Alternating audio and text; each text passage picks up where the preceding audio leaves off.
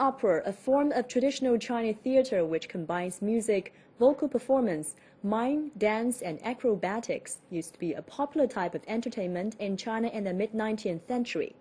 Now audiences are dwindling, but that doesn't mean you can't find some die-hard opera enthusiasts.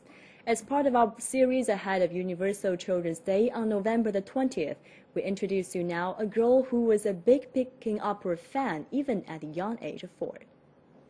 In October 2001, CCTV held the first National Peking Opera Fans Grand Prix. Among the many performers was Liu Xiaoyuan. At the time, she was just 4 years old when she got up to sing Peking Opera for the audience.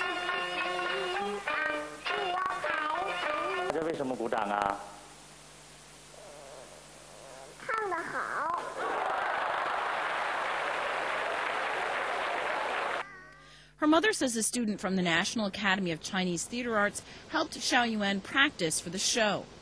Because of her performance, she became famous overnight and was known around the country as the famous child of Tianjin.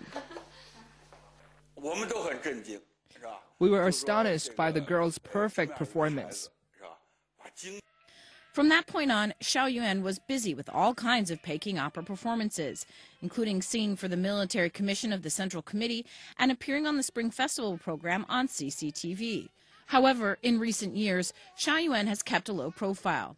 After 8 years, we wanted to find out what had become of the now 12-year-old girl. Hello everyone, do you remember me? I'm Liu Xiaoyuan, the 4-year-old girl who performed Peking Opera in the Spring Festival program of CCTV. Now I have grown up and study at the Art College. I hope you will support me and I will try my best to study Peking Opera. After her time in the spotlight, Xiaoyuan's family decided they wanted to return to a private life and let their daughter go to school.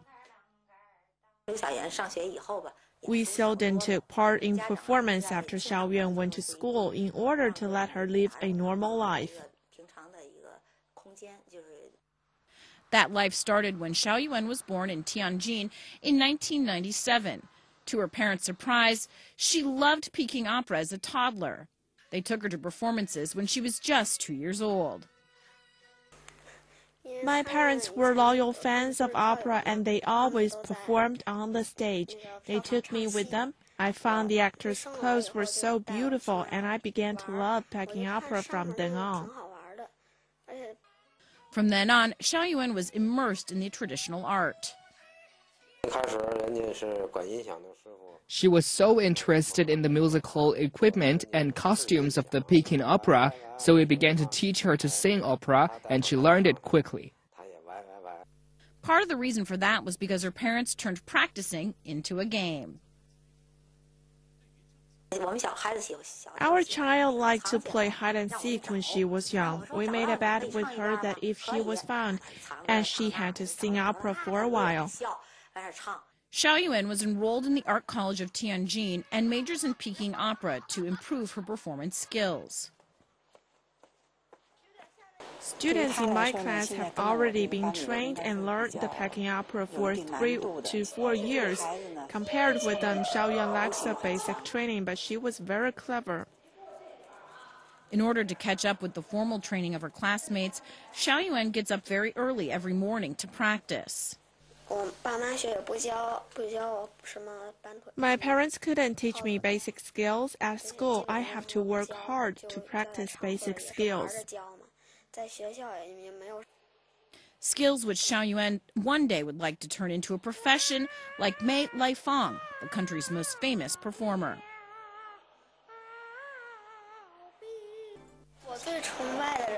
I hope I could become a Peking Opera artist or a hostess of traditional opera programs.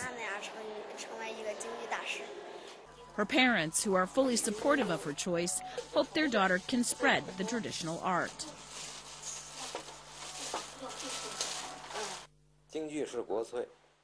Peking Opera is our country's traditional art. We love opera. Now my child has chosen to learn opera, and she can influence others to like opera and learn it, which makes us proud, and we hope she can make great achievements.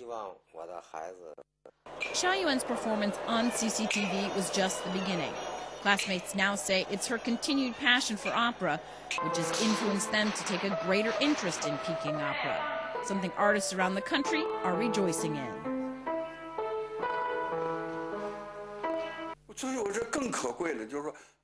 To my happiness, a child could influence so many children who love opera. In such way, our traditional arts could be rooted in their hearts.